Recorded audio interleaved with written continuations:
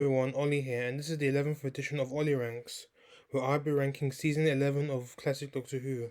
Sorry for the long delay, I had to catch up on some coursework deadlines and also had to take a break from the channel because of the deadlines. Now that that has been sorted a bit, I've decided to quickly do this ranking video plus other reviews as well before I jump right back into the coursework stuff.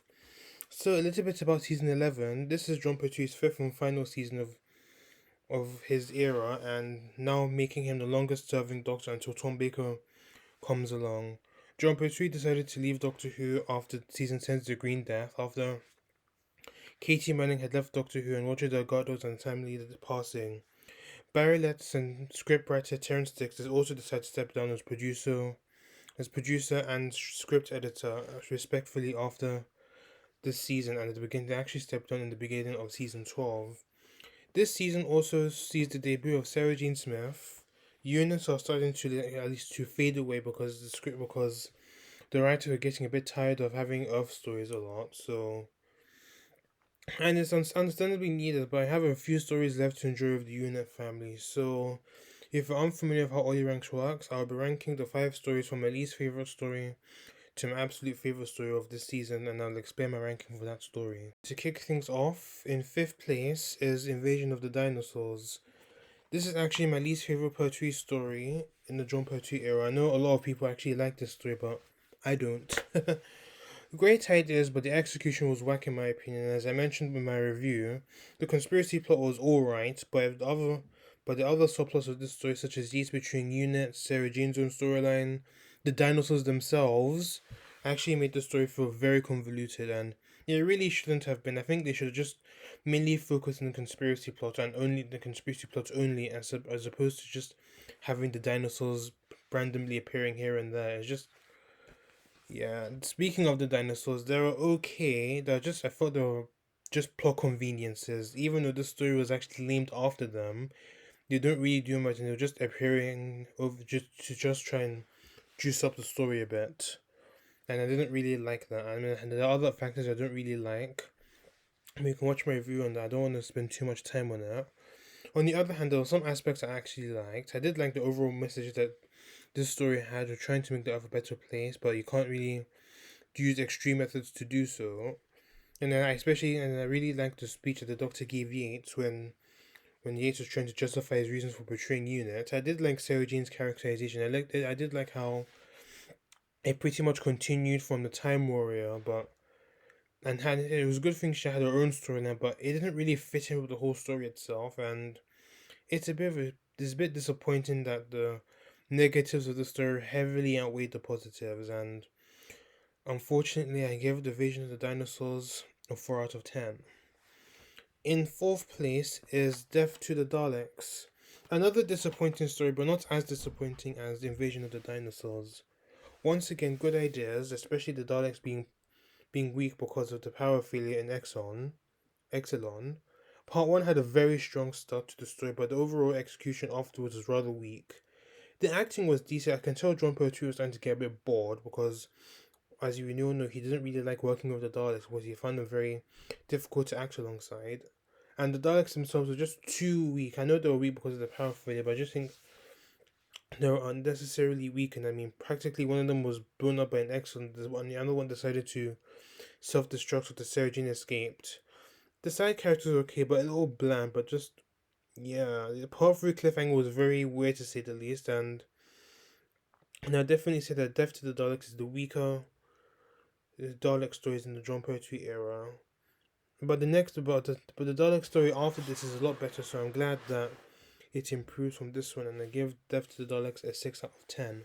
Next, we have The Monster of Peladon, an underrated story of the John Pertwee era, and I really enjoyed the story, and I do actually think it's a tad bit better than The Curse of Peladon. Even though both stories are very much the same, I think actually that was a good idea to have both plots of the story very similar, so some sort of familiarity is there, and that includes the political elements that this story had, and then obviously they decided to factor in the mining strikes from 1973. And it was a good thing that they made the political elements remain because that's what actually made the Curse of Peladon interesting. The acting was great. I really like the idea that the Icesaurs returned to their villainous roots, and it really paid off for the story because they were really brutal, and that was just awesome. The side characters were great. It was nice seeing Agador and Officer Centauri back. Ekersley was a great villain, and I liked how they were foreshadowing, I think, that the Third Doctor's regeneration in the following story, and that was pretty interesting to say the least. And it was a very good story, and it's a really underrated story, and I do think people should give the story a bit of a chance, even though it might seem a bit boring, but I didn't really find it boring. It really did. Yeah, I did actually find it very interesting, and it actually held me to for all 6 parts. And I gave the Monster of Peladon a 9.5 out of 10, which is probably the highest ranking I'm probably ever someone probably even heard of for this story. In second place is The Time Warrior. The Time Warrior is an amazing story, an awesome story, and it's a great way to kick off the 11th season. This is also the first appearance of Sarah Jane Smith and the Sontarans, and they both had amazing debuts. And the reason why this story is so enjoyable is because it's also fun, and it's also how it's very different to other Third Doctor stories in his era, because he usually has Earth stories that are set in the modern day, or stories set in the far future on another planet or something. And of course, the Time Warrior is set in the medieval England, and with Robert Holmes' storytelling, and it really made the story work. The plot was amazing. I liked how the Centauran Lynx was kidnapping scientists from the 20th century and bringing them back to the medieval England, and they were trying to make him fix his spaceship. He was trying to make them fix his spaceship, and that was pretty cool. And I really liked how the side characters were great, especially Hal and the others. I think King Edward and Lady Eleanor, they were all very good, and I liked how strong Sarah Jane's debut was. And Elizabeth Sladen did a very good job in the story, and it was pretty obvious from this story that she was born to play Sarah Jane Smith. And we see the first ever Centauran in Lynx, and he was great. And I liked Iron He was an amazing villain, without a doubt one of the best villains of the Pertwee era, aside from the Master. And it's an incredible story, and I'm proud to say that The Time Warrior is one of my favorite stories in the Pertwee era, and I give that story a 10 out of 10. And finally, in first place, we have Planet of the Spiders.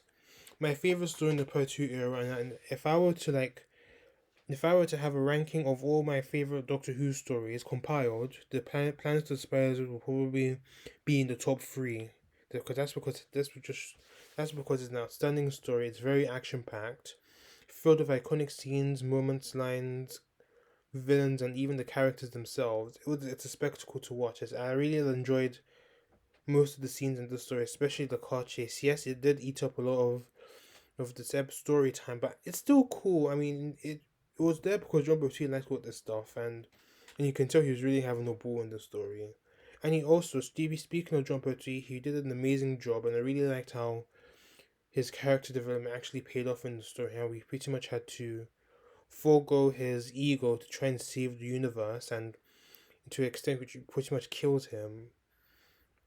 And the spiders were great villains, especially the great one. She was pretty awesome and scary as well, because she was so big. You can see, especially in episode 6, when the Doctor was confronting the great one. You see how big she was, and how the Doctor was just facing her. It was just gives me the chills every time I just think about it. And Lobton was a great side villain as well. He was rather dastardly, and that really made him a lot more memorable and underrated. Sarah Jane was great. I really liked how she was alone for most of episode part 1, and it really shows her independence in comparison to her predecessors, especially in their first season, because they weren't as independent as Sarah was, as in this aspect. I could go on and on about how epic the story is, but my review is there, and to conclude, I will give Planet of the Spiders a 10 out of 10. So to conclude this ranking video, I would say season 11 is probably John Pertwee's weakest season, mainly because of Invasion of the Dinosaurs and Death to the Daleks dragging the season down, and also the elements that made the John Pertwee era enjoyable, such as the Master and Joe Grant, are no longer present in this season, so obviously Ravina is going to be featured a lot less in the story, and obviously we have a new companion in Sarah Jane Smith, who turned out to be amazing actually. It's still a good season, but obviously having to adjust to these changes, especially this is John Pertwee's final season. It's a bit weird trying to adjust, and considering the fact he does regenerate at the end of the season, and yeah, it's still iffy to say the least. And I give season 11 a B minus to say the least because it's still good, but it's just very to get around. So my next set of reviews would be season 12, the beginning of the Tom Baker era and the longest serving Doctors at the moment, and his debut story, Robot. I was planning to do the Home Alone reviews, who's in the future, but I think I'll postpone that until I'm less free and when I'm more available. And obviously, I did mention I wanted to do the James Bond reviews, but now that No Time to Die has been delayed to now September, I think I'll plan on doing those over the summer now. So thanks for watching Olly Ranks 11. Please let me know what your thoughts of season 11 and subscribe to my channel if you haven't done so already. And join my Discord server as well. Until then, see you later.